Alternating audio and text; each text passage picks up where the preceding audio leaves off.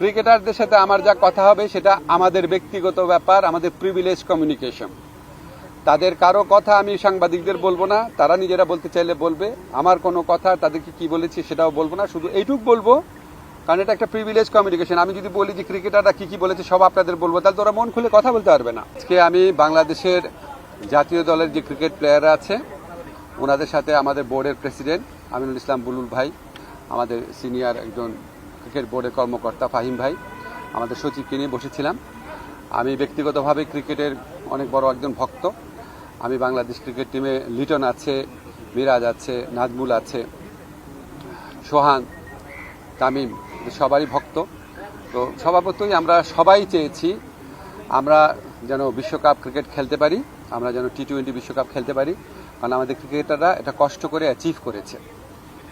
কিন্তু আমাদের যে নিরাপত্তা ঝুঁকি ভারতে খেলার ক্ষেত্রে, সেই নিরাপত্তা ঝুঁকি পরিস্থিতির কোনো পরিবর্তন ঘটে নাই।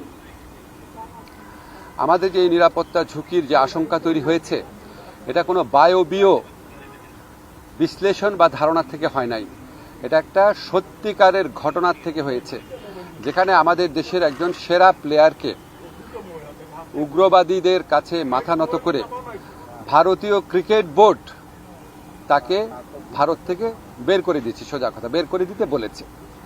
তো এখন আইসিসি যে টুর্নামেন্টটা তো ভারতেই হবে। আইসিসি আমাদেরকে যতই বলুক নিরাপত্তা আশঙ্কা নেই, আইসিসি নামে তো আলাদা কোনো দেশ নাই। যেই দেশে আমার একটা প্লেয়ার নিরাপত্তা পায় নাই, এবং যেই দেশে ভারতীয় ক্রিকেট বোর্ড সরকারের একটা এক্সটেন্ডেড পার্ট, তারাই আমার প্লেয়ারকে উগ্রবাদীদের চাপে নিরাপত্তা দিতে ব্যর্থ বা অনীহ হয়েছে, সেই দেশেই খেলা হচ্ছে। সেই দেশের পুলিশ, সেই দেশের সিকিউরিটি এজেন্সিরই দায়িত্ব হবে ক্রিকেটারদেরকে নিরাপত্তা দেওয়া। তো আমরা তাহলে ওই ঘটনার পরে কি এমন চেঞ্জ হয়েছে ভারতের যে আমরা ভাবতে পারবো যে ভারতে আবার কোনো উগ্রবাদী আস্ফালন হবে না, এবং ভারত আমাদেরকে মুস্তাফিজকে নিরাপত্তা দিতে পারে নাই তো কি হয়েছে, আমাদের ক্রিকেটারদের, আমাদের সাংবাদিকদের, আমাদের দর্শকদের সবাইকে নিরাপত্তা দিতে পারবে। এটা আমরা কিসের থেকে কনভিন্সড হব? আমাদেরকে এই বিষয়ে কনভিন্স করার জন্য আইসিসি কোনো চেষ্টা করে নাই। আইসিসি আসল যে ইনসিডেন্ট সেটাকে বাদ দিয়ে তার স্ট্যান্ডার্ড যে সিকিউরিটি প্রসিডিউর সেগুলো নিয়ে আলোচনা করেছে।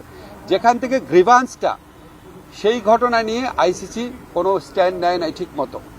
এমনকি ভারত সরকারের পক্ষ থেকে যে আমাদের কনভিন্স করানোর চেষ্টা করা যে যেই ঘটনাটা ঘটেছে মুস্তাফিজের ক্ষেত্রে এটা একটা আইসোলেটেড ঘটনা, বা আমরা এটার জন্য সরি, আমরা এই ব্যবস্থা নিচ্ছি, তোমাদের দর্শক, তোমাদের সাংবাদিক, তোমাদের খেলোয়াড়দের জন্য কোনো রকম যোগাযোগের চেষ্টা করে নাই, কোনো রকম কনভিন্স করার চেষ্টা করে নাই। ফলে আমাদের ডিসিশন পরিবর্তন হওয়ার কোনো রকম স্কোপ নাই। আমরা এখনও আশা করব, আমরা মনে করি আমরা আইসিসি থেকে সুবিচার পাই নাই, আমরা এখনও আশা করব আইসিসি সুবিচার করবে। আমাদের যে বিশ্বকাপ খেলার যে অধিকার, যেটা শ্রীলঙ্কাতে আমাদের খেলার সুযোগ রয়েছে, এরকম বহু নজির পৃথিবীতে আছে যে অন্য একটা ভেন্যুতে সিকিউরিটি রিস্কের কারণে খেলা হচ্ছে, আমাদের এখানে জেনুইন সিকিউরিটি রিস্ক আছে। আমরা এখনও আশা ছাড়ি নাই, আমরা আশা করব আইসিসি আমাদের জেনুইন সিকিউরিটি রিস্কটা সুবিবেচনার সাথে নিয়ে আমাদেরকে শ্রীলঙ্কায় খেলার সুযোগ করে দেবে বিশ্বকাপ। আমরা সেই আশাবাদ নিয়ে এখনো অপেক্ষা করছি। ধন্যবাদ। আর বাকি যা বলার বুলুল ভাই বলবে। আমার একটা মিটিং আছে, আমি আপনাদের থেকে কাইন্ডলি বিদায় নিচ্ছি। আচ্ছা, আমি আজকে ক্রিকেটারদের সাথে যখন কথা বলেছি, আমি প্রথমেই বলেছি ক্রিকেটারদের সাথে আমার যা কথা হবে সেটা আমাদের ব্যক্তিগত ব্যাপার, আমাদের প্রিভিলেজ কমিউনিকেশন। তাদের কারো কথা আমি সাংবাদিকদের বলবো না, তারা নিজেরা বলতে চাইলে বলবে।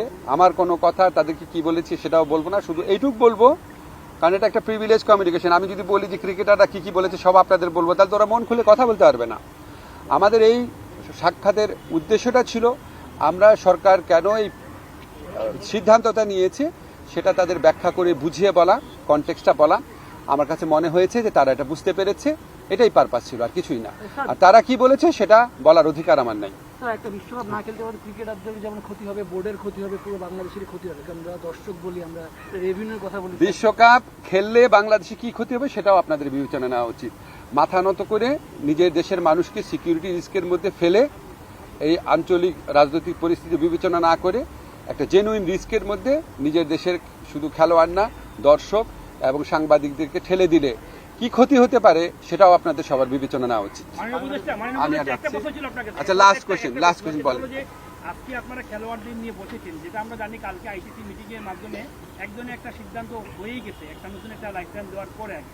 আজকে যে খেলোয়াড়দের সাথে বসলেন, আপনারা যে সিদ্ধান্তটা নিয়েছিলেন, মানে এর মাঝখানে কি আপনারা বসতে পারতেন না? কারণ খেলোয়াড়দের ভিতরে দেখা গেছে তারা একটা আমি আপনাকে একটা কথা স্পষ্ট করে বলি, আমাদের খেলোয়াড়দের সাথে বোর্ডের সবসময় যোগাযোগ ছিল, ঠিক আছে? আমার সাথে যোগাযোগ তো আমার তো বোর্ড আছে, আমার তো মন্ত্রণালয় আছে। আর আপনাদেরকে আমি স্পষ্টভাবে জানিয়ে দেই, এই যে সিকিউরিটি রিস্কের কথা বিবেচনা করে ভারতে বিশ্বকাপ না খেলা, এটা আমাদের সরকারের সিদ্ধান্ত। কোনো একটা দেশের মানুষ অন্য একটা দেশে গেলে সিকিউরিটি রিস্ক আছে কিনা সেটা সরকার বিবেচনা করে দেখে, এটা অন্য কারো বিবেচনার স্কোপ নাই। ধন্যবাদ। কিন্তু আমি বলেছি